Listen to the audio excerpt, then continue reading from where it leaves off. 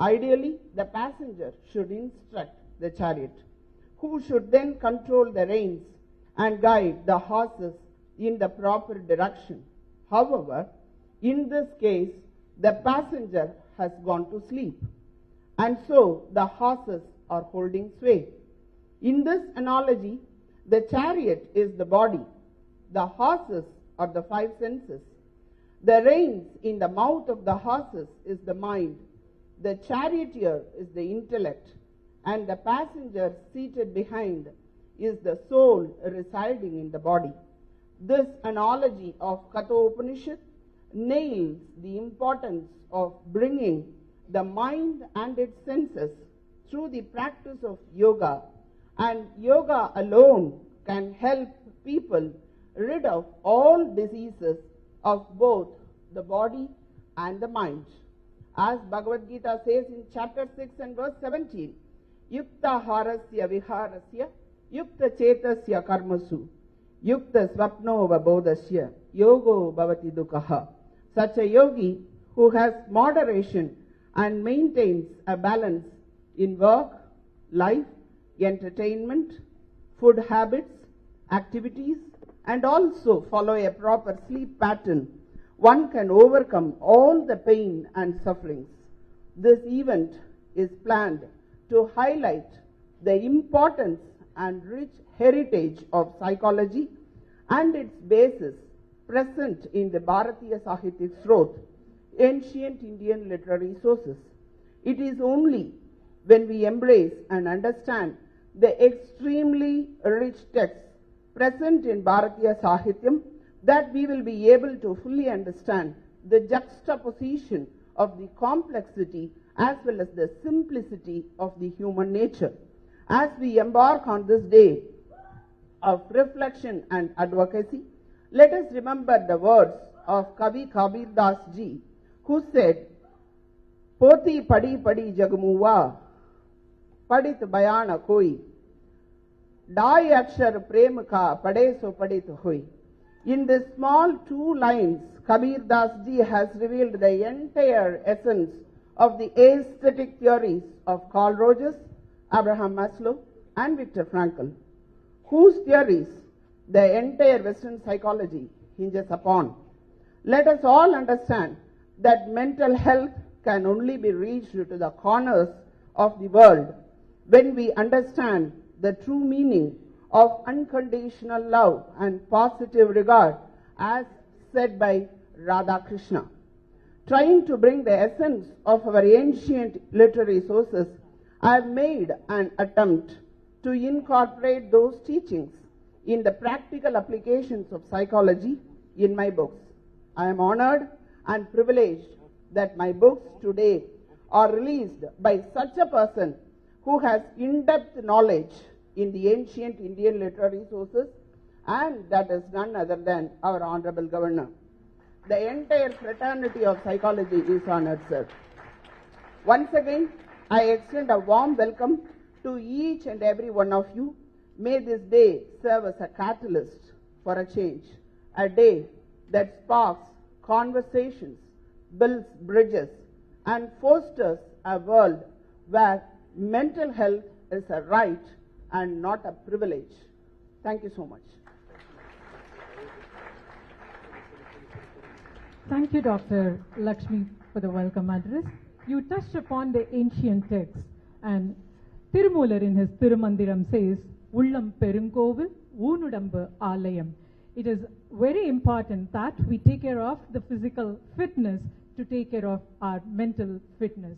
He also mentions, Udambarariyil Uyirar Arivar, Tidambada Menyanam Seravum Matar, Udambai Valarkum Ubayam Arinde, Udambai Valarthen, Uyir Valarthene.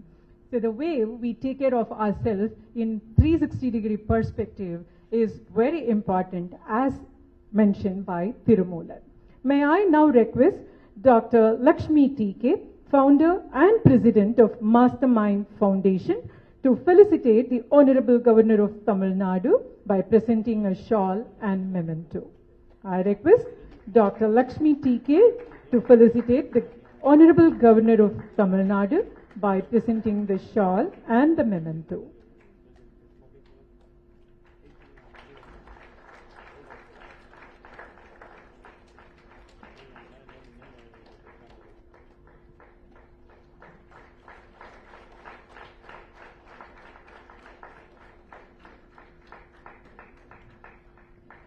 Thank you, sir.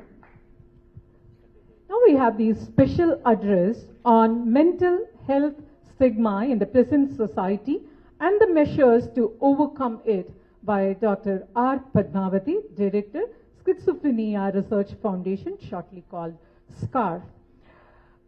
Dr. R. Padmavati holds a master's in psychiatry from the Bombay University and has been with SCAR for the last 28 years.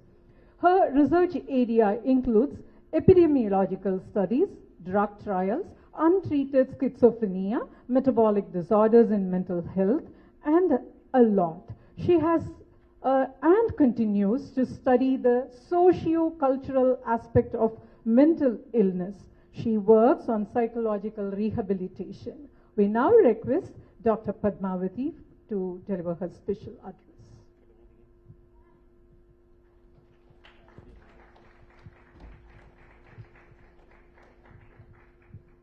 Greetings on the World Mental Health Day 2023 to the August gathering on the dais and all my young friends and younger friends, if I can say so. I'm indeed delighted to be here on a very important occasion. Sometimes we ask ourselves, why do we have to have all these world days, whether it's World Friendship Day or World Mental Health Day, World Disability Day, World Women's Days, and so on. Why is it only one day in a year that we have to acknowledge people, acknowledge problems? Then I realized, this was a question when I asked as I was young, like the young people who performed here on the stage. But over time, over 3 decades, I've realized that yes, these are opportunities for us to push across a point of view. And I think where mental health is concerned, this is an area which is still shrouded with stigma, and therefore there is a need to keep repeating or again and again what we as mental health professionals, what we as young psychologists out here and the faculty from psychology and our esteemed author here on books on psychology understand. We do need to carry this forward. Let me tell you a small story here. There's a young girl, 20 years old, who comes from Ayodhya Nagar. This is a fictitious story, but yet it is a story that we've heard, we as mental health professionals have seen quite often, and I'd like to share that with you. This young girl, let me just call her Sujata, just like that. It's not a true story, but yet it's a true story. Sujata is 20 years old. For 4 years, she has been having some problems. Her family finds her strange. They see her sitting talking to herself. They see that she is, unkempt. They notice her getting angry every now and then, and she feels that people around her are out to harm her. I'm not going to use terms. I'm not going to use diagnostic terms here, because is it important? For me, yes, it's important. But for the common man, is it? I don't think so really, because what you are seeing is a behavior pattern. And the more we recognize that there is a behavior pattern which could be a mental health problem, that is more important than knowing terminologies around psychiatry. And we have a lot of them. We have a lot of jargon, which I'm not really going to reflect upon right now. So this young girl has a brother and another sister who simply hate her. Why do they hate her? Because the society around Ayodhya Nagar are talking ill about her. They're actually, it's not just this girl's idea. They're actually saying, idu oru paithiyam, idu loose. நீங்க ஏன் இங்க வெச்சிட்டு இருக்கீங்க அவங்கள? சரி ஐராவரத்துல போய் admit பண்ணிடுங்களே. And so on and so forth. So they are worried. They don't want to be associated with anything to do with mental health. The mother is very worried. The father believes that alcohol is the solution to the problems. He comes home after work, has visited the nearest asthmatic and goes off to sleep. He is not bothered. The mother is the one who's afraid, and then you have a group of mental health, students from MSSW have gone there, done the same street play out there, and then they realize that this could be a treatable problem, right? So this girl goes for treatment, becomes better. However, does the society accept her back? I'm sorry, no. They still remember the times when she was unwell, which was 4 years long. She's now okay only for 6 months. She's come to SCARF, she's taken treatment with us, she's much better. We've identified, we have provided her with psychosocial rehabilitation, and she's fine. But does the community accept her? She wants to do tailoring. The vocational department has provided her skills in tailoring, but is there a tailor to give her a job? No. So stigma shrouded around mental health, unfortunately, is still around. Now let's just go to the family. The mother, as I told you, the brother, sister are all don't want to have anything to do with her. They have found jobs and they're busy with their own lives. It is the mother who is suffering. It is the mother who is unable to understand why the family is behaving like this, why the society is behaving like this. It's then that again a group of young people who go there repeatedly. They do their street play. Let's just assume that it is the same group of young people from MSSW who have actually done that. And I know for sure that there are colleges around who are doing this again and again, and they're trying to educate the community. Unfortunately, the stigma and the discrimination around mental health continues to remain. And you know, we have the World Mental Health Day is one occasion where we can shout loud and clear and say, hey, mental health is a universal right. Right? Now, so the story, I would like to stop the story here because there's a lot of, not so good news that I have been telling you so far. But I'm also very happy to share with you that the media has been playing its role. And I'm sure in the city of Chennai, you would have seen a lot of reporting by the media in the paper. Fortunately, the language has changed. So thank you very much for the press who's here. The language has definitely changed over time. We are not talking very, very, negatively about mental health. There are still some instances when you have, especially when there are celebrity suicides and so on, there's a lot of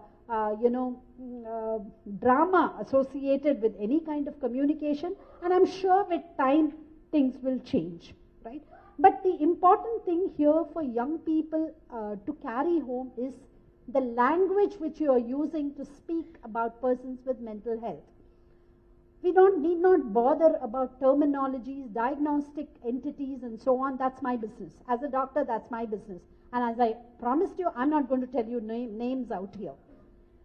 The Schizophrenia Research Foundation has been doing a lot of work over the last 3.5 decades. We're going to be 40 years next year, so we've done a lot of work in the area of how do you communicate. And I'm very happy to share that we have been doing online programs where we are helping people, students of journalism, media, to actually report better. And I'm sure over a period of time, the language will change.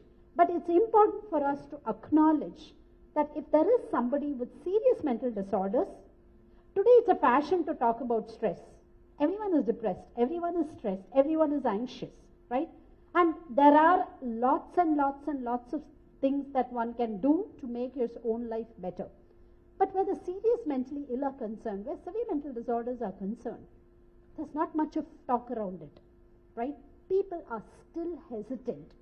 And I'm really happy for this opportunity to talk loud and clear that, hey, here are a group of people. There is one person with severe mental disorder in a group of 100 adult people. But that one person's life matters because mental health is a universal right. Let us today take a vow that we will acknowledge persons with mental health problems. We will acknowledge persons with mental disability so that the quality of their life can improve. And I'm certain with a whole bunch of evidence that's now accruing across the globe, we will definitely be able to help out people with serious mental disorders. And on this note, I would like to thank this opportunity for, allowing me the stage to talk. And I hope I have communicated this message that each one of you, if you go out of this room today and think about all those people with serious mental disorders and what you can do with them, I think my job is done. Thank you very much.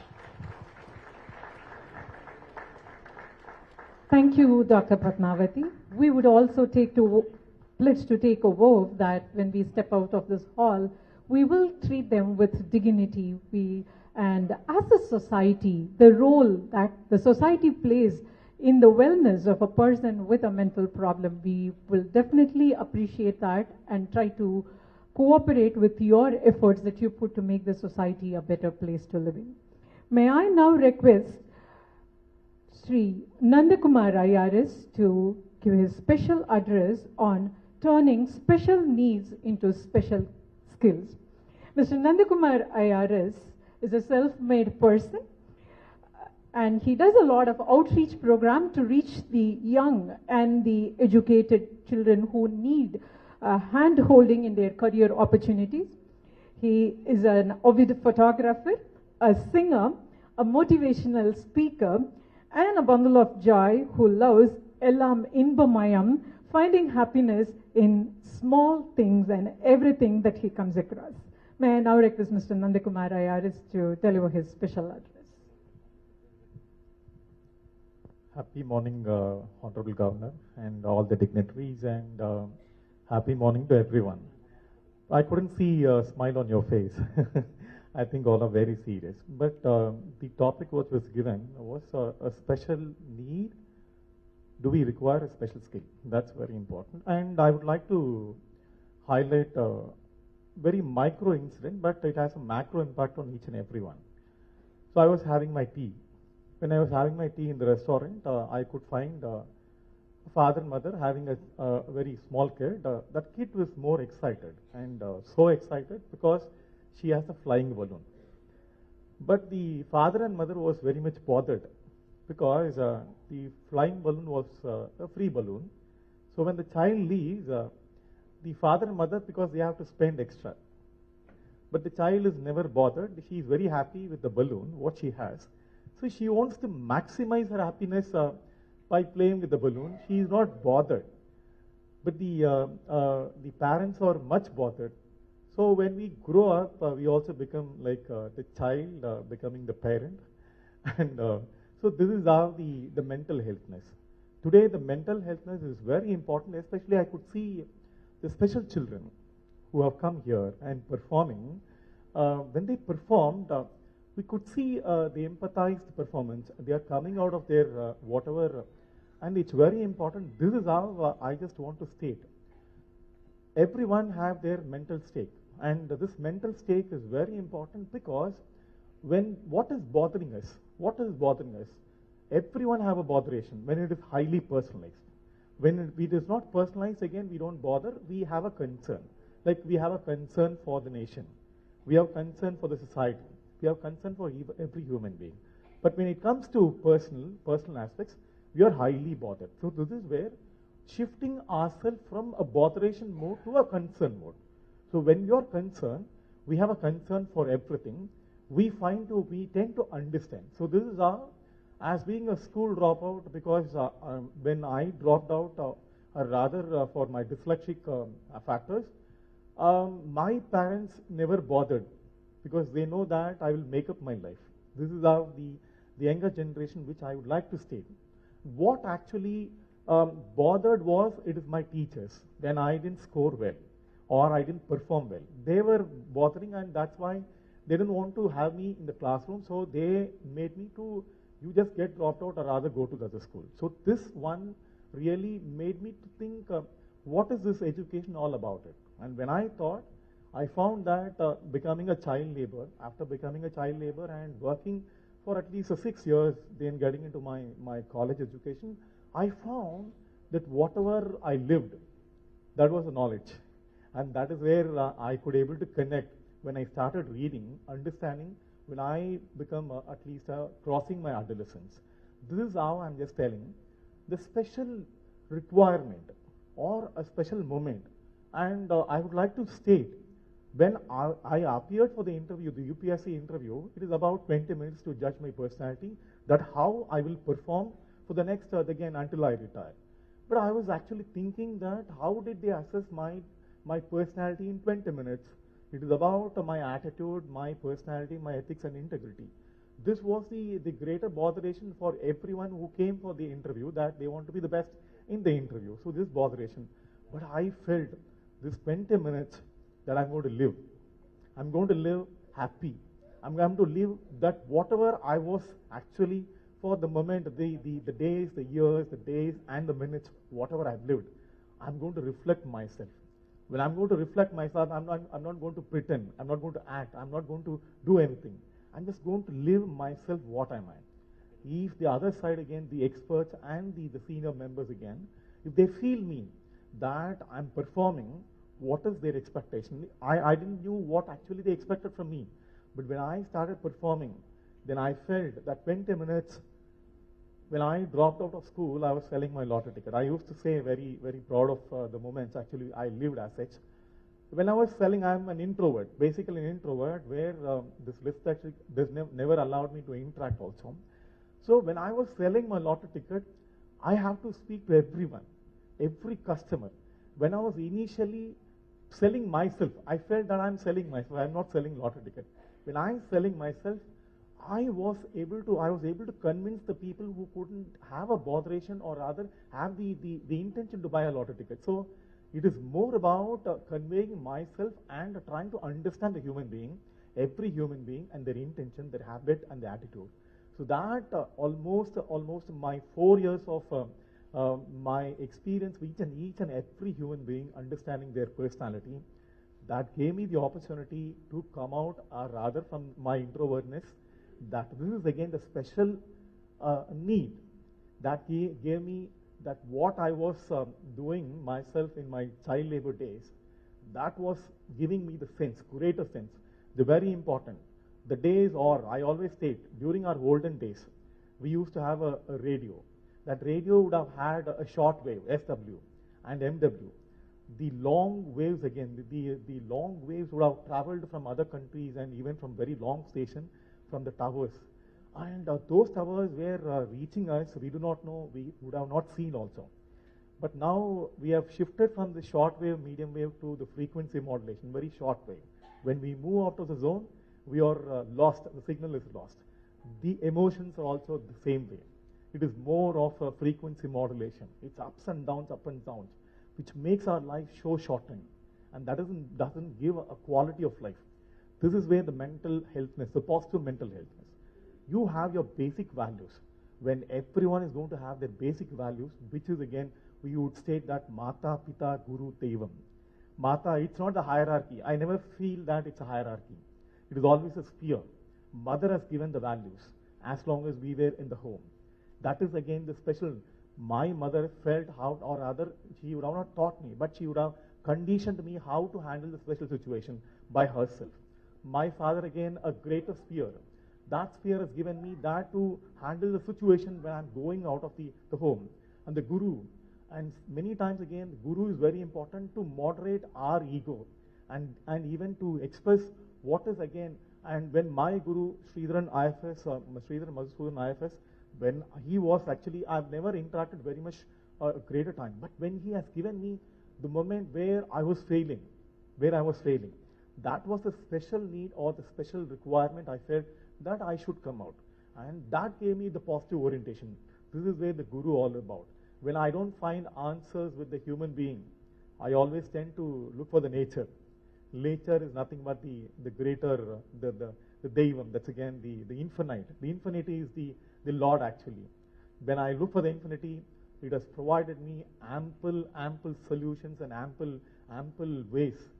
That ways which made me to live the best for this day. So this is the special need which has given me a special skill, and this is all about every day, every moment we feel happy for ourselves, to live to ourselves and making others and the nation very great. So this is all about the positive mental health myth, and I would like to thank the Honorable Governor and all the dignitaries giving me this occasion. So positive mental health is the core. Thank you once again. Please. Thank you, Sri Nandakumar Ayaris. In Bhagavad Gita, Bhagavan Krishna talks to Arjuna and says, Asanshayam Mahabaho Mano Durnigraham Chalam Abhyasena tu Kaunteya Vairagyena cha Grihyate, which means when you are confused, when you are in a dilemma, when you do not know what to do, the only thing that can stabilize your mind is abhyasa. Abhyasa is practice, which you practically experienced and shared it with us. And also, Thiruvalluvar has a kural for you, Manam Thuyarukku Echam Nandragum, Inam Thuyarukku Illai Nandru Aha Vinay. Your parents worked very well with you. So Manam Thuyar, the one who has are pure at heart, their children will do well. And the children who are pure at heart, there is nothing that they cannot achieve. Thank you, Mr. Nandakumar Ayaris. May I now request Justice R.S. Ramanathan, retired judge of Madras High Court, to deliver his special address. He is from a family of second-generation legal professional from Tirunelveli, and I have a very, very proud moment to introduce a person from the same alma mater that I went to, a person who studied from St. John's College, Palayamkottai, and I'm an alumni of St. John's College, Palayamkottai too. Starting his career in 1976, was appointed additional judge at the Madras High Court in 2009, and in 2 years elevated as a permanent judge of the Madras High Court. May I now request you to give your special address, sir.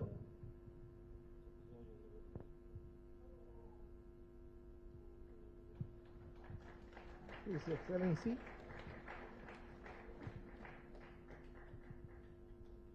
the Honorable Governor of Tamil Nadu, dignitaries on dais, and ladies and gentlemen, I thank the organization for giving this opportunity to say some few words about the mental health as well as human rights.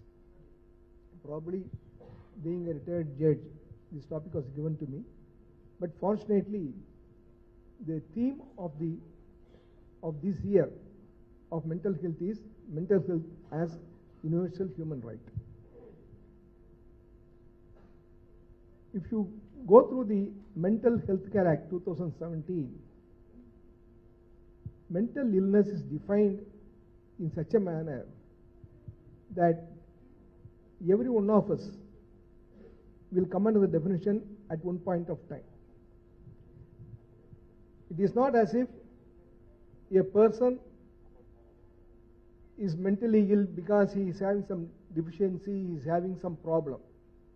Every person is undergoing the phase of mental illness at some point of time in life. Therefore, we will have to recognize and respect the persons with mental illness and treat them as a fellow human being and give them all the respects. I want to say some examples from the life I have seen. According to me, a human rights given to the mental health person starts from the house itself. As we say, charity begins at home. The rights to be given to the mentally ill person must start from the house. The persons in the house, the parents, brothers, sisters, and relatives, must start giving the mentally ill person a respect and treat the person as a human being. That will be a first step to change the orientation of a mentally ill person. I have seen a person that is, he was a retired IAS officer. He rose to the rank of Chief Secretary of Madras, Tamil Nadu, and his brother was a mentally ill person. But he keeps his brother with him in his house. Not only that, he introduced his brother to all the dignitaries who visited him in his house. That is the way he respected his brother, and he made the visitors also respect this mentally ill person. Similarly,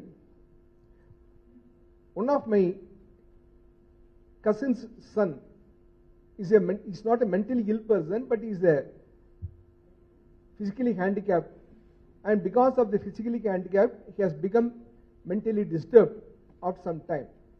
But the entire family members will give him respect, and he will be brought in the company of others whenever they talk about the problems or the joys and sorrows in the family.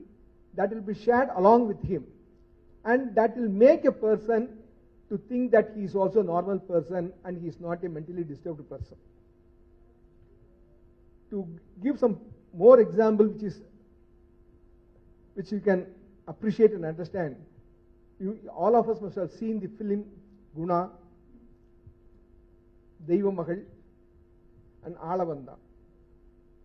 These are three examples of a mentally ill person, how they behave, how the society respects them. In Guna, the main character is a mentally ill person, but he is very affectionate and he loves everyone, and he cannot tolerate injustice. That is the person that has been depicted in that film. In the film Alavanda, the evil side of a person, the evil side of a mentally ill person has been depicted beautifully. And it has been, the character will tell in the film that Tayam ippadi vilundadinal nee appadi aayite na ippadi aayite nu solluvom. Therefore, there is no difference between an ordinary person and a mentally ill person. There is some problem, there is some mistake in his gene, and that caused the person to become a mentally ill person. That doesn't mean that person can be deprived of all the rights, or he must be shunted in a room. Because, as a matter of fact, the Right of Persons with Disabilities Act treated the mental illness as one of the disabilities, and that gives them a right to apply for employment and get admission in the education institutions. Similarly, in the film Deivamagal, the hero is a mentally ill person, and how he behaves intelligently to get custody of his daughter. Therefore, the mentally ill person is not a person to be rejected or to be condemned, and they are to be treated only as a human being, and they demand respect from the public. If the public and the family recognizes the dignity of the mentally ill person, that will help a long way for them to come out from the mental illness and they behave a normal life. I thank the organization for giving this opportunity. Thank you. Thank you, sir.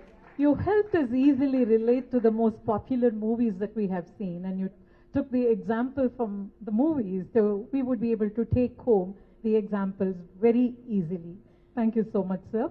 May I now request Dr. Subhashini, Dean of Madras School of Social Work, to give her special address on the role of educational institutions in promoting mental health.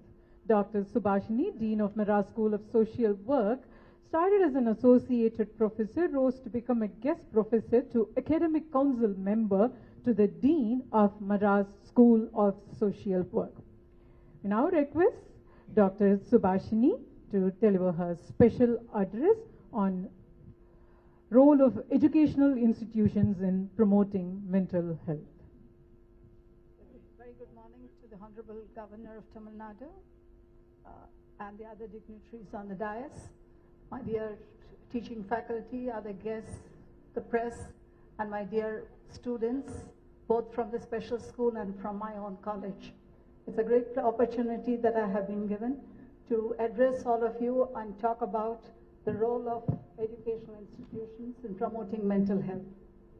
I draw a parallel between mental health and educational institutions or education per se. The reason being that both of them, there's a lot of similarity. The educational institutions' prime objective is to see that we bring about an all-rounded development of an individual. Similarly, if you see the definition given by WHO, it says, okay, WHO conceptualizes mental health as a state of well-being in which the individual realizes his or her own abilities, can cope with the normal stresses of life, can work productively and fruitfully, and is able to make a contribution to his or her community. Every educational institution, taking the first part of the definition where we talk about each one being helped to realize his own abilities and potentials, we in every educational institution try to see that we are trying to develop them intellectually, see that they gain a lot of knowledge, they have a lot of, whatever they can learn from an educational institution is what is provided in any academic setup. So that way we are trying to see that how I'm trying to see that relate mental health with educational institutions. The primary role of an educational institution is to focus on learning, knowledge sharing, and intellectual development. The second part of the definition talks about cope with normal stress of life. We help students cope with normal stress. How do we do this?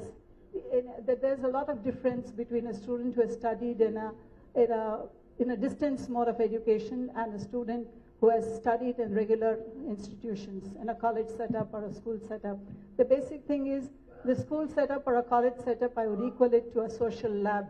You relate to people, you interact with people, you get to know about emotions, how do you relate to people? So that's very important, and it acts as a social lab.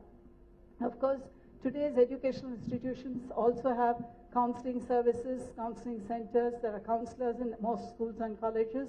We also have started the mentoring system where there is a deep connect between the teacher and the taught. Immediately, a teacher can reach out to a student and a student can reach out to the teacher. So that way we connect through this mentoring system that we almost have in all institutions. Most educational institutions have sports activities. Okay, sports are one part of physical activity. It builds not only the physical thing, because we say that there's a sound mind in a sound body. So physical activities are part of any educational institution, and it also means that it is during these sports activities that we bond together. A lot of team spirit is realized. Trust, we promote self-confidence, and team spirit is all, seen to it that it's all therein when you indulge in sports activities. Mindfulness, yoga, gyms, they've all crept into the compounds of most educational institutions. Today we have them all in most colleges and schools. Another part of the definition is can work productively and fruitfully. This is taken care by, our curriculum today has a lot of soft skills, personality developments, value education programs. All these are programs that help you start off from self-awareness, something to know about the self, and it goes on to seeing how we can relate to others also.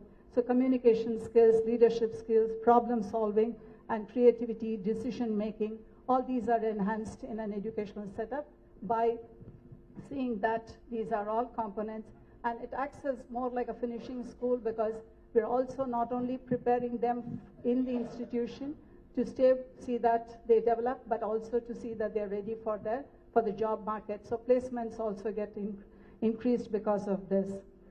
The last part of the conceptualization of WHO's thing is makes a contribution to his or her community. Most schools and colleges have NSS, NCC programs, and they provide students service to make them service-oriented and to promote selfless service amongst young citizens. They become proactive, they radiate positivity and spread happiness. Yes, schools and colleges are like a banyan tree providing shelter. They are like a garden with a lot of fruits and flowers for each one of them to take away, the fruits and flowers. That I have mentioned that every academic institution gives, but then the glaring question remains, why then are there so many mental health issues cropping up?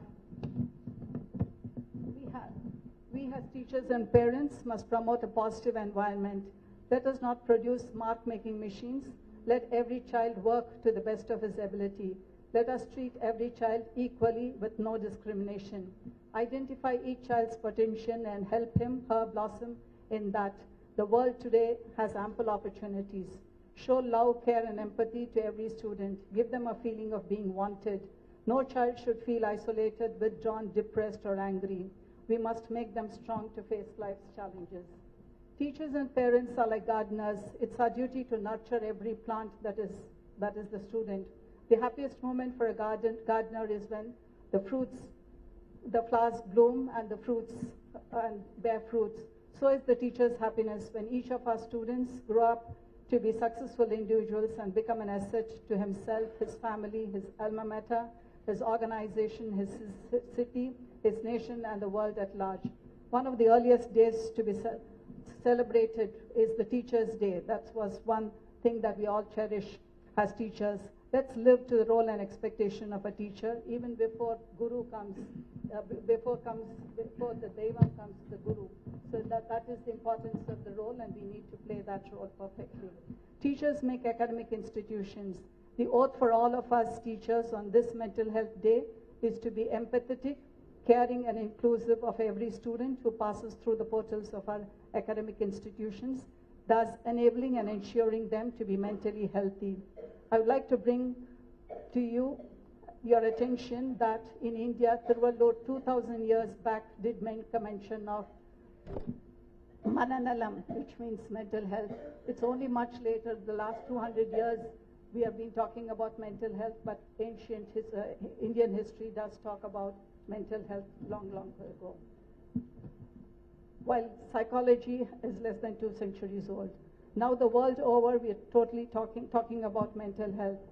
I leave on a positive note, to be happy, spread cheer, the key to mental health. So be happy and be spreading cheer. That should be promoting mental health. Thank you. Thank you for this opportunity. Thank you, Dr. Subhashini. Mahakavi Subramanya Bharati says, Puthiya Thalaimurai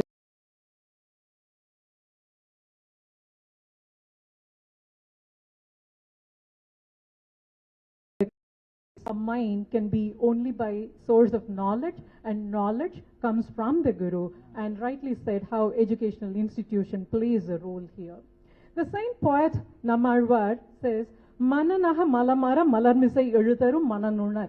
That is, manan ahat, the dirt, impurity inside a heart can be cleared. Only one can feel his own self and pray to the Almighty. And now we move on to the book launch, the book authored by Dr. Lakshmi TK. May I request the Honorable Governor of Tamil Nadu to launch and unveil the book titled Brithi Vidya and Unveiling the Secrets of Indian Psychology, written by Dr. Lakshmi TK. I also request Dr. Subhashini Dean Maharaj School of Social Work to come and receive Brithi Vidya, and Dr. R. Padmavati, Director of SCARF, to receive the first copy of Unveiling the Secrets of Indian Psychology. Brithi Vidya the focus is on the Indian psychotherapy, keeping Indian psychological principles as its foundation.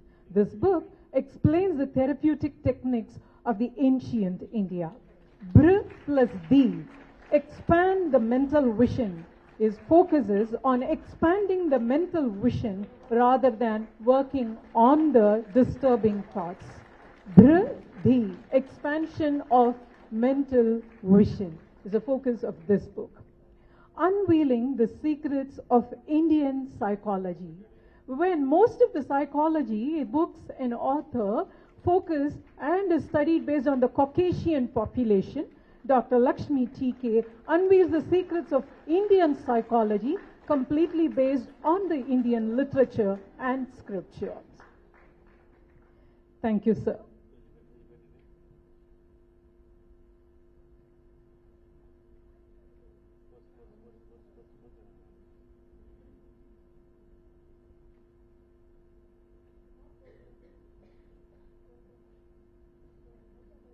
Bhridi Vidya, Bhr and V. That is how the word is separated, which means expanding the mental vision. And the other book is Unveiling the Secrets of Indian Psychology, both authored by Dr. Lakshmi T.K., founder and president of Mastermind Foundation.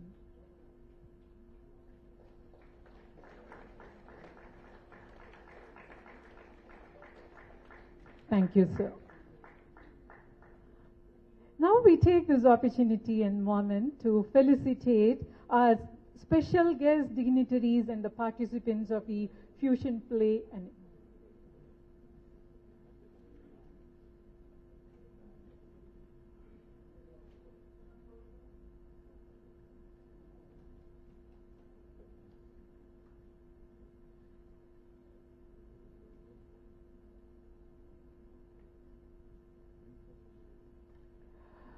now we take the moment to felicitate some special guests and dignitaries and the participants of the cultural program of this evening. May I now request Mrs. R. Jayanti. R. Jayanti is the principal of Cloth School for the Deaf and has 40 years of experience teaching children with intellectual disabilities. She specializes in hearing impairment, mental retardation, blindness, psychological problems, and counseling the children. She is a recipient of the Special Teacher Award from the Chief Minister of Tamil Nadu in 2021 for her outstanding service to the welfare of the differently able. Mastermind Foundation is happy to acknowledge her contribution in this field.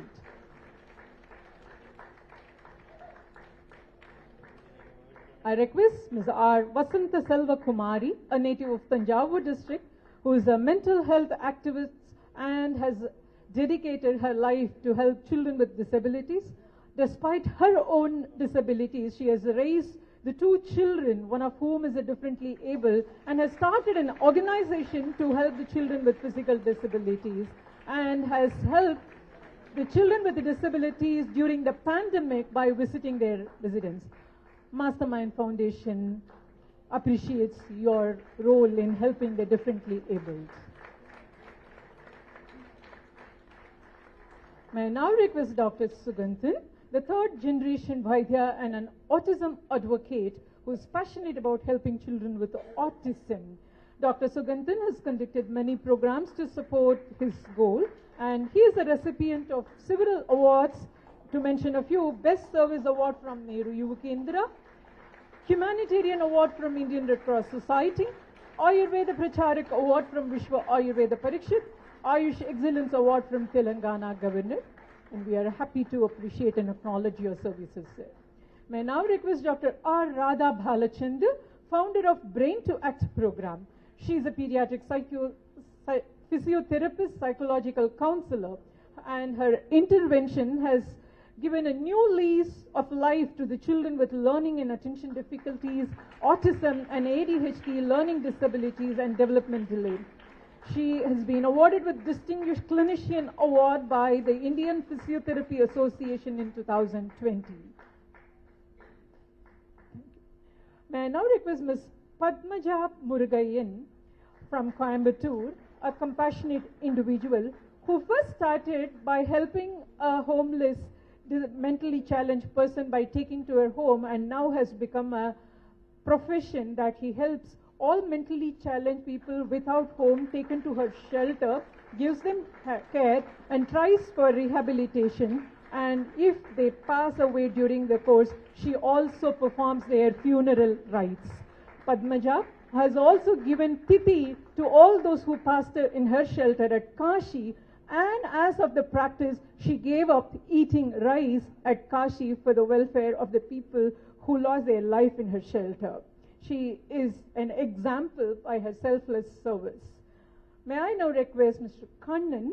Kannan has extended selfless services for the people in poverty by extending educational support, shelter, and to the old age people for the betterment of their life and their mental health and happy living. He has touched thousands of people by providing a shelter to them during the pandemic COVID-19.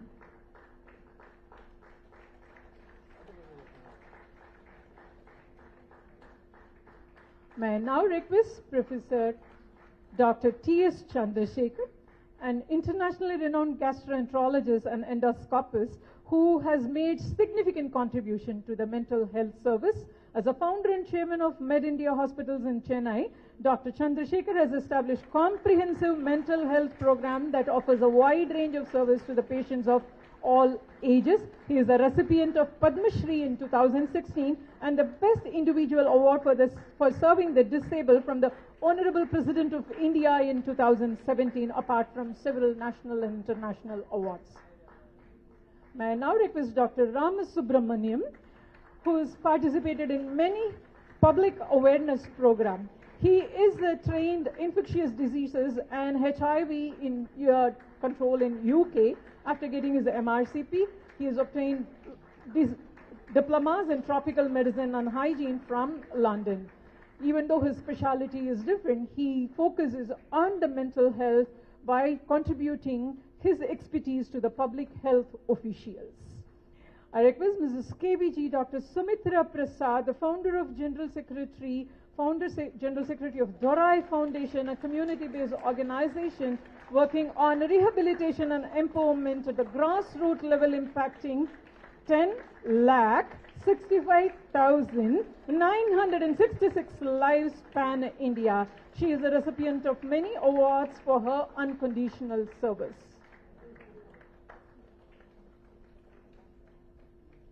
I now request Mr. Appu Nandagopan, an auto driver, who spearheads the formation of North Chennai Mentally Retarded Parents Association in 2006. The association now hosts over 1,500 committed parents and works to create an awareness amongst the North Madras for population of North Madras, and he hosts a special event on the Autism Awareness Day, drawing participation of 1,000 plus special children and parents. I request the recipients of this felicitation to come over to the dais for a special photograph. I request Mrs. R. Jayanti, Mrs. R. Vasanta Selvakumari, Dr. Suganthan, Dr. Radha Balachandar, Mrs. Padmaja Murugayan, Mr. Kannan, Professor Dr. T.S. Chandrasekhar, Dr. V. Ramasubramaniam, Ms. Sumitra, and Mr. Appu Nandagopan to come to the dais for the group photograph.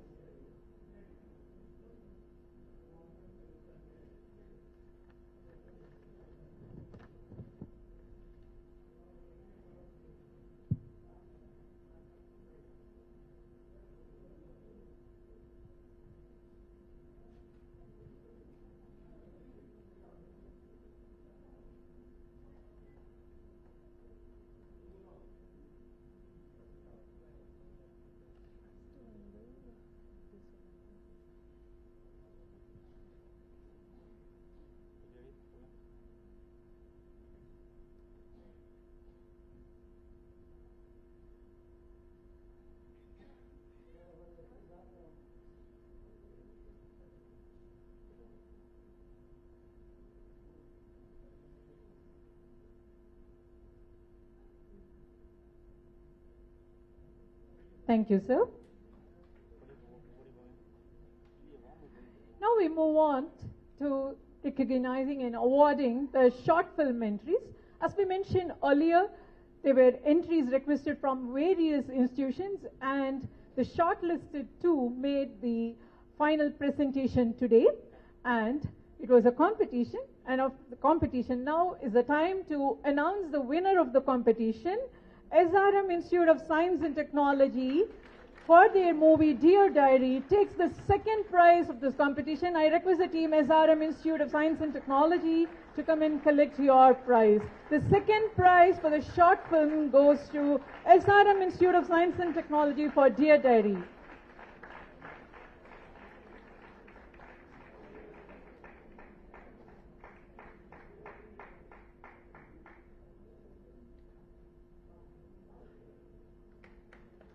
That's SRM Institute of Science and Technology receiving the second prize for the short film, for their short film, Dear Diary.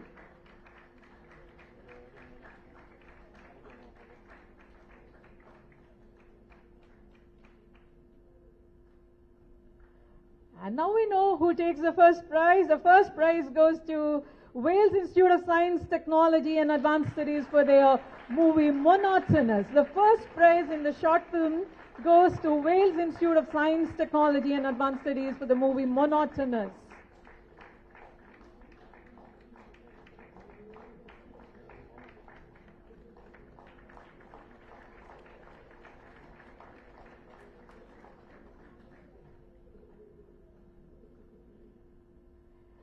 Now request the team that presented the street play today here from the Madras School of Social Work.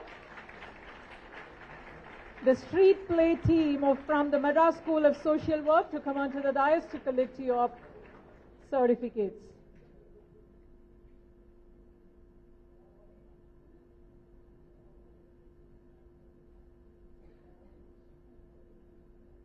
The team from Madras School of Social Work for the street play, the Vikramadityan and Muvedal team.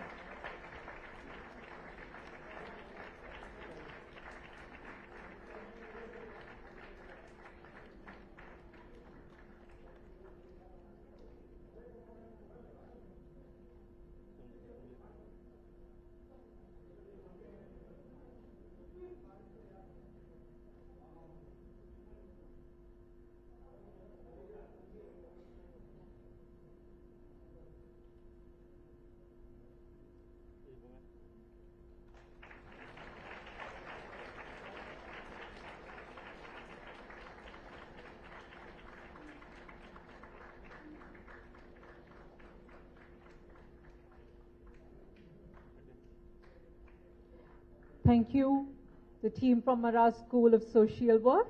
And now we call the team that presented the beautiful fusion dance and musical presentation, Jalilo Gymkhana, the team Dorai Foundation to come onto the dais. Dorai Foundation that presented the fusion dance and musical presentation on mental health awareness. The song Jalilo Gymkhana, and a special mention to Miss Jyoti, who enthralled us with her beautiful voice. Miss Jyoti, for her beautiful voice and the lovely singing, needs a special mention here. Here we present to you the team Dorai Foundation for the music, dance and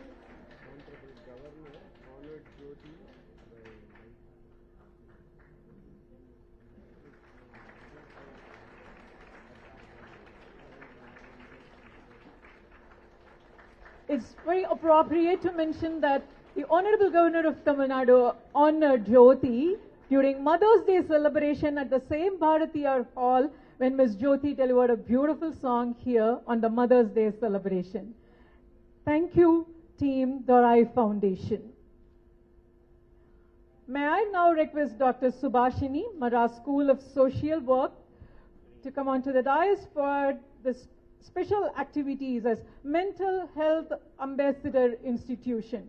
Dr. Subhashini from Madras School of Social Work for being the Mental Health Ambassador Institution.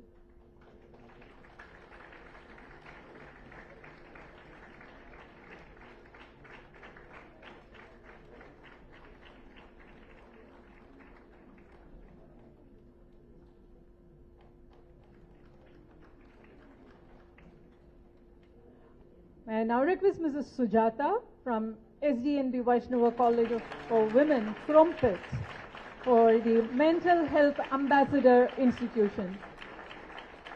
For being the Mental Health Ambassador Institution, here is Mrs. Sujata from SDNB Vaishnava College for Women, Crumpet.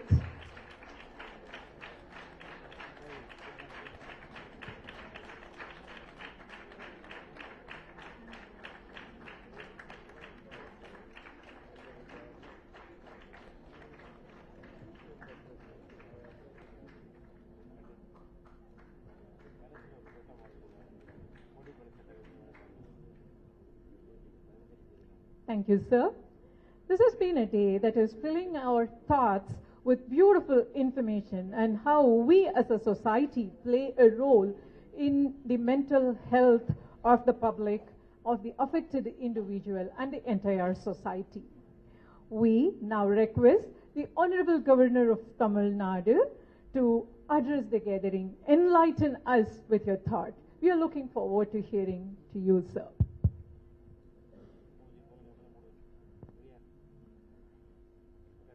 I think, Ma'am Comparer, you have been doing an outstanding work. You can sit down now.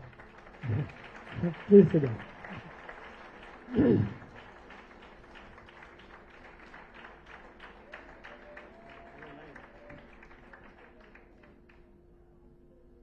Dr. Lakshmi TK, other distinguished persons on the dais, all the distinguished persons sitting here, my dear students,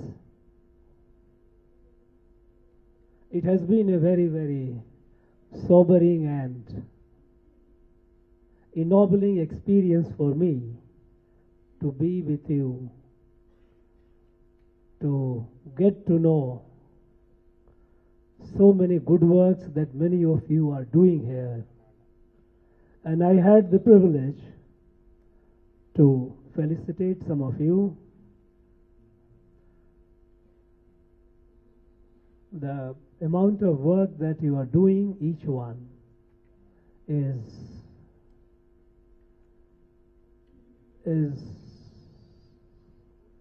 highly commendable, to say the least. A great service you are all doing to the society. I appreciate and I was touched by the play which Madras School of Social Work's students they displayed here. Our children, the song that they performed, films, the two films which were shown here, these are all very, very very enlightening, very touching.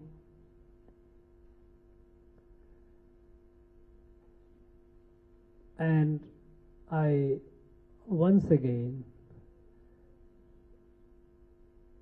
convey my deepest sense of gratitude to all of you, those who are doing such a great work, such great service to our people. People who are usually in the attention shadow area of the government. It is not something which interests our political class,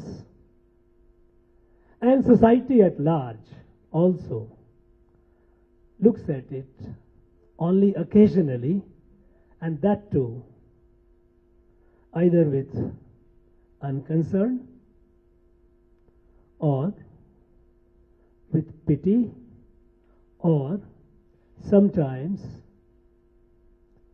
as we were all told, with a sense of a stigma. Mental health, we know, I think we have limited it to certain categories where the problem is, if we call it problem, it is manifest. Like, let's take the case of people on a spectrum, autistic children, and their number is fairly large. We don't have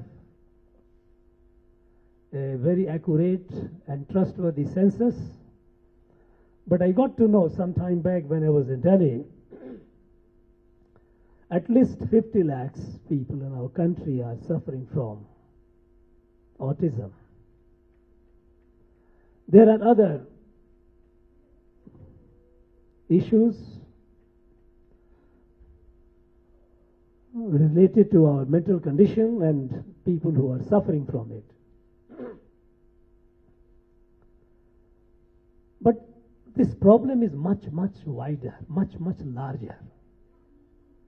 We know in our country, several 100,000 people commit suicide every year. Apparently, they are all very normal people doing reasonably in different fields. They are doing well. Some of them are reasonably high achievers, be the students, be the farmers, be the professionals, be the soldiers. After all, apparently a normal looking person, a happy person, taking one's life, does it not qualify to come in the category of mental health? I think it does. Now, mental health, if we look at closely, in fact, I find it difficult to find many people who can be considered as mentally sound and they are healthy, because some or other form of stress leading to abnormal cognitive behavior, these are there in the people who are otherwise they looking normal. Even today, going to a psychiatrist or a psychologist for clinical psychologist is considered a stigma by many. People say, yes, this chap has gone Brantan, is mad, and society tends to dismiss them. I think this is very, very unfortunate, and I would congratulate the Mastermind Foundation for taking initiative, and many others, those of you who are doing it and those who are not here, to create awareness. You are creating awareness. First of all, is it a disease? I don't think it should be called a disease. We can find a more appropriate word, because a person who is otherwise fine, no one knows actually when a person turns abnormal and does something abnormal. And it's all linked with the mind. Now the treatment or the intervention, usually what is given, they also have their limitations. And limitations that we find today are largely because the interventions are based on our understanding of human mind as a matter, as a chemical reaction.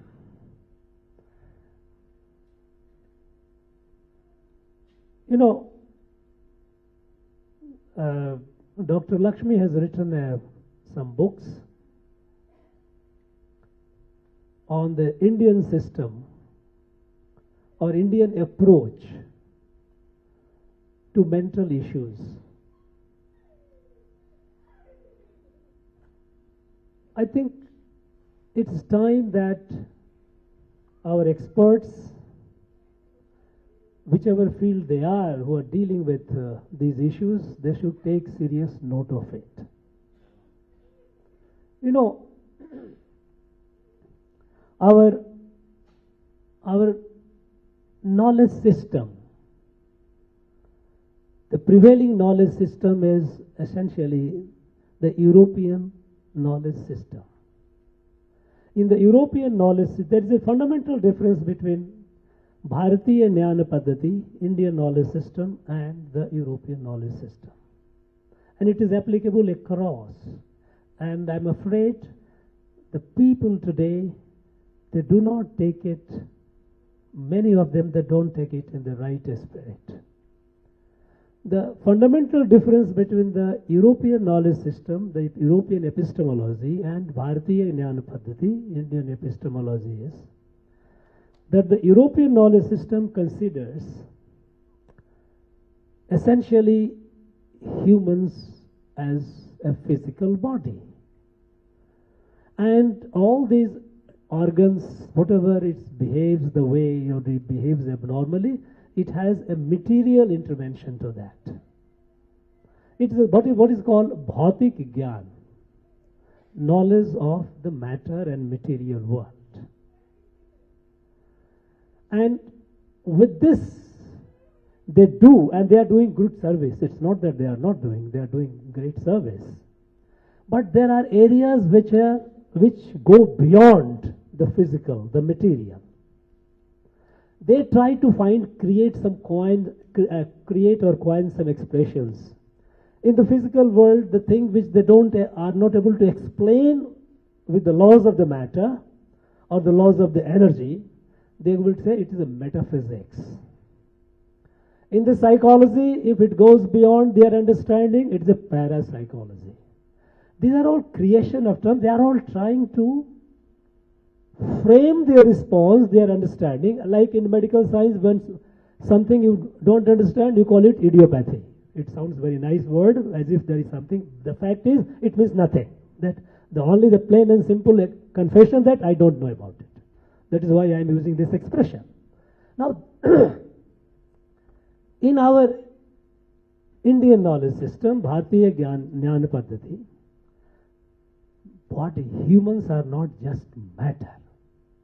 It is more than that. And that is where the holistic appreciation of the body, including the mind, which is there in the Indian knowledge system, if it is appreciated, studied and appreciated, it has way forward. It has many solutions. You know, the European knowledge system, we all know that it has started. It's the history, if you look at the history of European knowledge system, what we call Western knowledge system. It has started about nearly 400 and odd years ago, out of a conflict between the king and the church.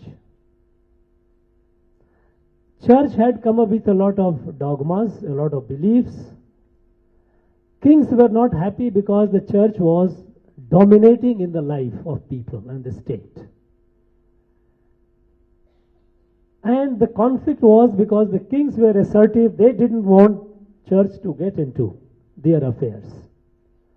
And they started patronizing intellectuals to come up with arguments. And then came the age of enlightenment, what is called, they call it enlightenment or age of reason.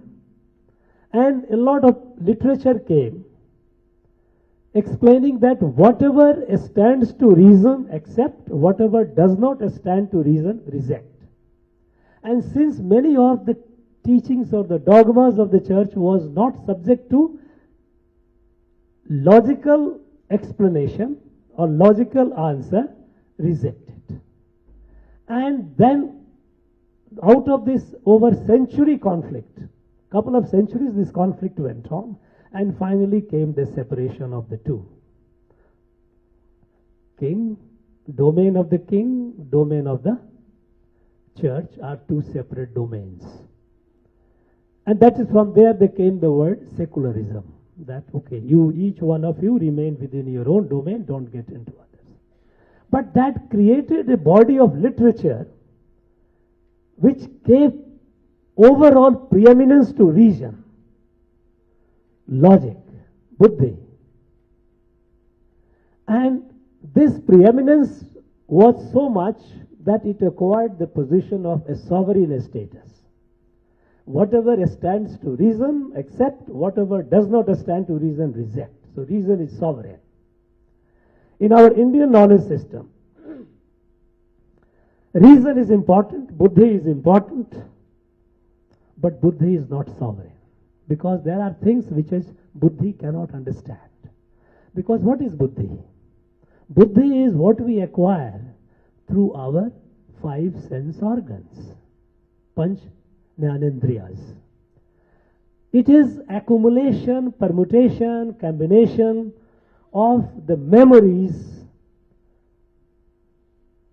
the experiences that we gain, we call it buddhi. All these, call it artificial intelligence, call it computer, all these essentially boils down to this very fact. This is bhautik buddhi.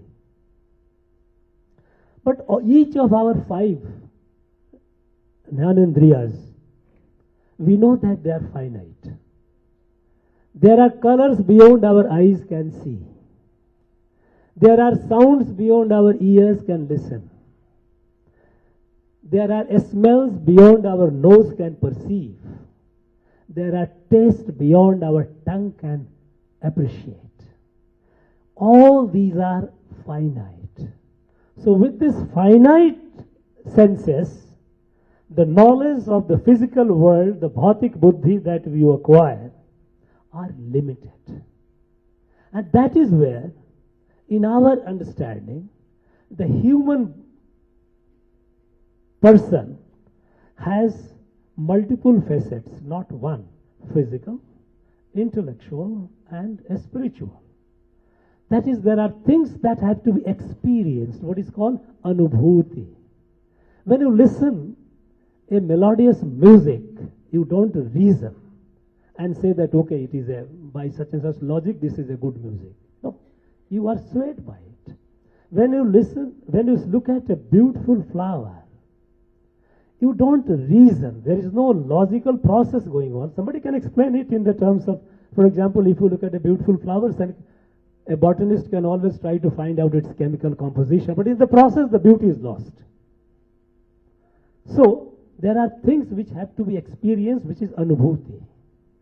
And only this, when the buddhi, bhautik buddhi and the anubhuti, when they meet together, it is sambuddhi, and that is where one calls it jnanam, knowledge that one has.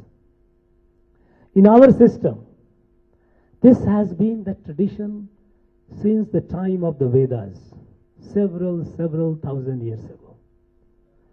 Several thousand years ago, our people, they realized, our rishis, our siddhas, and they explained it. We, political correctness, we say in our literature, our this and that. The fact is, these are our texts, the old texts, the scriptures, they tell you about it. Much of the, and that is why we say, one of the ways, we know that much of the problem, the mental stress, there are something with the wiring. Something with the wiring which normally our children, our autistic children, they have. It is very little understood, and I am not getting into that domain. They need care, they need rehabilitation. We need to know more and more about it. They have to be appreciated. They cannot be just left out, and nobody should be left out. But what I am telling is there is a lot of areas where the mental conditions develop because of our own, what do you call chitta vritti. This too much. We saw the short film, how the social media is creating. We see it in everyday life. In every house, it's a common sight. Rarely parents and children sit together, maybe sometime for meal. But even if they sit together, each one is busy on one's own mobile. Father is busy, mother is busy, children are busy, each one. Are they together? Physically, yes, but they are not. This social media has created so much of distance between people. Now, these are creating, they create their own stress. Stress leads to abnormal behavior and abnormal consequences for the self, for the other. Now, in our Indian knowledge system, the way to treat or way to approach the human person is holistic. When you look at the person, physical, intellectual, and emotional, spiritual, what we call is all holistically. And in the process, there are so many techniques which have been developed, which needs to be studied, afresh and disseminate it, like yoga. Now we all know, now we have taken, thanks to our Prime Minister, we have now, the world has started talking about yoga. But yoga is by and large understood only as asanas. You did some asana and fine. We know that anyone who has elementary understanding of yoga knows that asana is only 1/8 of yoga. It is after all Ashtanga. Yam, Niyam, Asana, Pranayam, Pratyahar, Dharana, Dhyan, Samadhi. It is only one part of it.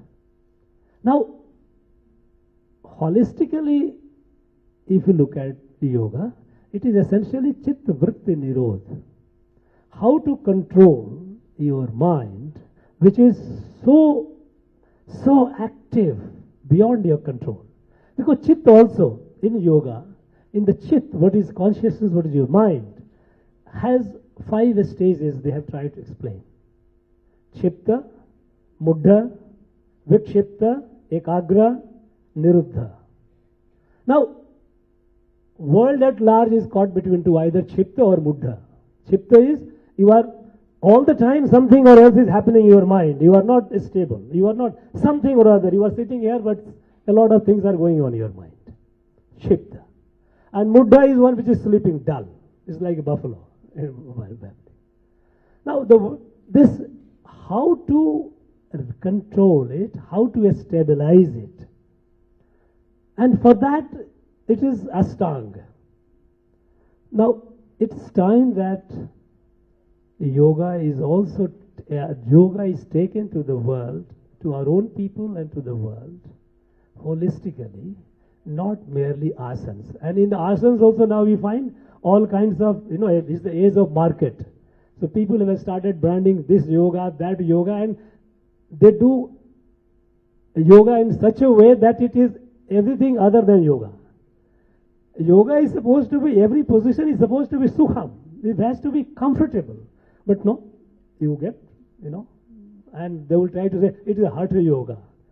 I think this is all kinds of erroneous interpretation or misinterpretation of yoga which is going on, and there lies the responsibility of our teachers, those who are in this domain, to disseminate the correct information, correct process. How to create an equanimity, how to keep oneself in a otherwise a stressful situation, how to maintain the poise, not the physical poise, the mental poise. It comes with a training, abhyasa. Somebody said abhyasa, it is abhyasa. But abhyasa, it has to be a properly conducted abhyasa. Sometimes people ask me, not those who know me reasonably well, but others, my friends and others, those who ask me, Mr. Governor, you must be quite highly stressed. You are. I really smile at it and wonder, what is there a stress for me? A stress, how do you train yourself that a situation that otherwise looks stressful, it doesn't affect you. It doesn't affect you. You develop that. In Bhagavad Gita, there are a number of illustrations, a number of slokas which talks about the virtue of it. Where you try to get to that position where when you believe that I am everything, then you are a problem.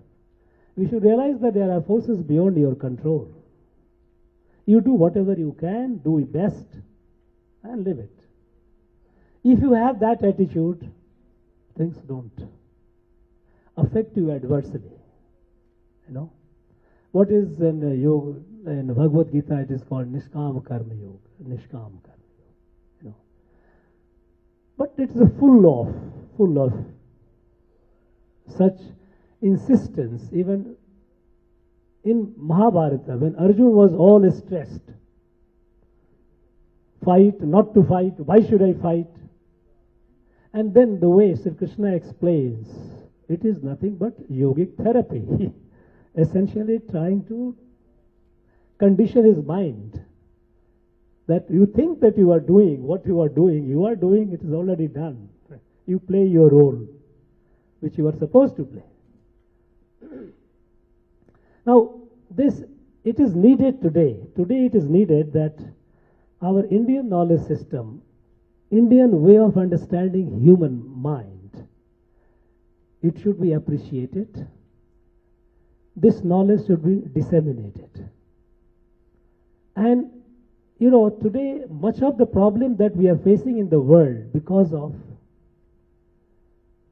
a lifestyle, because of a philosophy of life, which is European philosophy, where humans are at the center of creation and the rest of the creation is for the pleasure of the human. That is why we are at war with the environment. You have the climate issues, all the issues the whole world is facing. We are at war with ourselves. Either a smaller war, larger war, visible wars, invisible wars. Sometimes we are fighting war within ourselves, each one. There is a beautiful sloka in Bhagavad Gita that tells you about Atmanaiva hi Atmano Bandhu Atmanaiva Ripur Atmana. You are self. Self is the friend of self. Self is the enemy of self. And I would like to say that self is the best friend of self and self is the worst enemy of self. How to make yourself the best friend? And for that it is Abhyasa, Yoga, and various experts have their ways they try to explain you. And I think this should be propagated. And because, you know, the European science, that is the modern science, also lacks the vocabulary. They do not have adequate expressions for conveying certain situations. That is why you have the word called metaphysics, parapsychology, because they are struggling. They have to find within the limited vocabulary there. You know, you should realize that the vocabulary of a language is directly linked with the evolutionary status of that civilization. When civilization evolves, it struggles to get expression, to express its experiences. So it is vocabulary of a language. It is linked with, you can see that. You can visit and you can see the different areas in our own country. I have my experience. There are communities where the vocabulary is very, very limited because they have not evolved to that. Look at our own here, Tamil. Such huge vocabulary because it's highly evolved. Because when you evolved, you find expressions to convey your experience. And it is in the process of evolution. European civilization is hardly about 400 to 500 years old. That is what the Western civilization is. Now, they have not yet reached that state. In physical knowledge, yes, they are par excellence, they are way ahead. That is why they have created so many, such a large vocabulary of physical sciences. But beyond that, in the domain of the spiritual, in the domain of what is called, adhyatmic, they are still their experiences are very low. They have not created those expressions for that. But we are trying to adjust this domain, which we are talking about, Bharatiya Jnana Paddhati, our knowledge of human body or human person, I won't call it body, human person, we are trying to explain in terms of the vocabulary of the material vocabulary created by the West. This is not sufficient. We need to use these expressions, and these expressions need to be explained. We don't have necessarily to coin a word for that. We don't necessarily have to do the permutation, combination of words in English or other European languages to adjust this. No. This is a term, original term. For example, Atmana. Atmana is not just soul. Cannot be understood by soul. The moment you say soul, then the soul harvesting begins. Now this Atman is Atman. It has to be understood only in the terms of Atman. Dharma is not religion. It cannot. It is not. This has to be. But we have a tendency wherever we have to use this. Darshan is not philosophy. Philosophy is a very limited expression. Root of philosophy is logic. Darshan is drishti, where our physical and intuitive anubhuti, bodhik and anubhuti, they meet. That is the drishti. That is why we call it darshan. But we will all use the term philosophy. Now, I think it is our responsibility that in our Indian knowledge system, the terms which are used in our Indian languages, be in Tamil, be in Sanskrit, we should use those terms. We should explain those terms, try to explain those terms to others, rather than doing injustice to our own knowledge by using the terms which are incapable of conveying those meanings. And that is why our Prime Minister, as you know, you might have heard from this 15th August Independence Day, it gave a call for Panch Prana. We have to have 5 resolve. And the one resolve is getting rid of the last vestige of colonization. The last vestige of colonization. You know, when British left India and people were celebrating, Mahatma Gandhi was sulking in a colony, Bhangi colony. Media people went and asked, why are you not celebrating? And he said, our freedom movement is not yet over. British have left us only physically. They are still in our mind. They are still occupying our mind. And erasing them out of our mind will be far more difficult. He was so prophetic. Because even today, there are many apologists of the British, the way our people talk about them. They have colonized our mind. So much so that our knowledge, our ancient knowledge, we try to find expression in English. We feel shy of using our own terms. This colonization of mind has to go. And then another prana which Prime Minister talked about is taking pride in our heritage. And heritage is not just, the stones architecture of Mahabalipuram. Heritage is the living heritage also. Living heritage is our knowledge that is there in our text. That has to be read, that has to be understood and appreciated. And with this, if we move, we will be doing a great service to the humanity. You have just seen this year, when G20 summit happened, there were many skeptics all around that they will not be able to have a consensus leaders declaration. Because all the G20, though they are a part of a club, a group, they are countries at variance with each other. They don't see eye to eye. But it was credit of our country that we framed the whole declaration in such a way that every member agreed. Because we did not frame it in the usual geopolitical terms, but we called it, the theme was Vasudhaiva Kutumbakam. Yadum Ure Yavarum Kedir. World is a family. When Vasudhaiva Kutumbakam, how can anyone oppose that? And it is not just a slogan. It is our heritage. Vasudhaiva Kutumbakam was not created by Prime Minister Modi. It is there for thousands of year old text. It is there. It is not that. We are just drawing that strength. We are drawing on that strength to build a new Bharat for the benefit of the world, to save the world. We have seen in all the conflicts, we are taking a very clear position. And the world is coming to accept it. So when our country is rising, we need to be proud of our ancient knowledge system. We need to propagate it. That is why in the National Education Policy 2020, there is a good deal of a stress on our Indian knowledge system.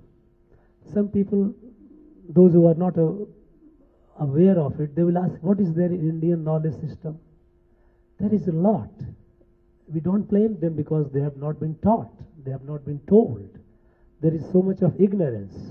So it is the responsibility, and I am happy that when I had cursorily went through your book, I felt so delighted that you have taken out from the text and you were trying to formulate a response to many of the psychological problems, a new approach. And this new approach is to be appreciated by all of us. And I'm very happy that all of you came and you gave me the opportunity to meet you, to have the benefit of felicitating you, or the privilege of felicitating you. I'm really grateful to you all. I've also admired those who are, the training those kids, taking care of them. You are doing a great service. And the country looks upon you. Society looks upon you with a lot of reverence, with a lot of expectation. And when we are talking about universal human right, I think we should talk about universal duty also. It is okay, it is a right they have. It isn't our duty. I think we should couch it in terms of our duty. That will be far more relevant. A person whose right is being denied because we are not performing our duty. So there has to be a greater emphasis on our duty to all those, our brothers, sisters, sons, daughters, those who need the care, those who are not fortunate enough as others are, as many of us are. We have a duty. And let us also not forget that all of us who are so looking pretty hale and hearty, what will happen next moment you can't say for sure. I am here talking big things. The next moment I can be a crippled person. I can be a person of object of pity, I will fall. Anything can happen to this. So that is what it is, Ma kuru dhana jana yauvan garbam nimisata kalai harati sarva. Anything can happen. Think of that. And with that sense, let us do our duty to all our brothers, sisters, sons and daughters, those who need the care. Thank you very much for coming here. Thank you for listening.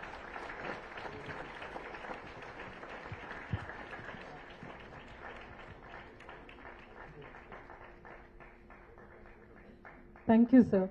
Thank you for enlightening us with your thoughts and helping us to understand the difference between the European and the Bharatiya knowledge systems. How the beautiful, simple word like Atma, Dharma, Darshan cannot be found or find an equivalent of that in any of the European languages, and also for emphasizing the fact that we should find the explanation from the Indian literature, Indian text, rather than looking forward to find an equivalent in the European system. To emphasize on that, may I take your permission to quote Sri Adi Shankara from his Nirvana Shatkam, Nacha prana, nacha vayuhu, nava saptadhatur, nava panchakoshaha, which means I'm not the vital life, the energy, that is the prana, not the 5 vital airs, not the 7 essential ingredients, not the 5 she's, na vakpani padham na chopastaphayu, not the organs of my body, the mouth, the ear, the hands, the feet. It's not me. Then what is it? Chidhananta rupam, shivoham, shivoham. Thank you, sir. I request Sri Abhishek, the Secretary of Mastermind Foundation, to deliver the vote of thanks.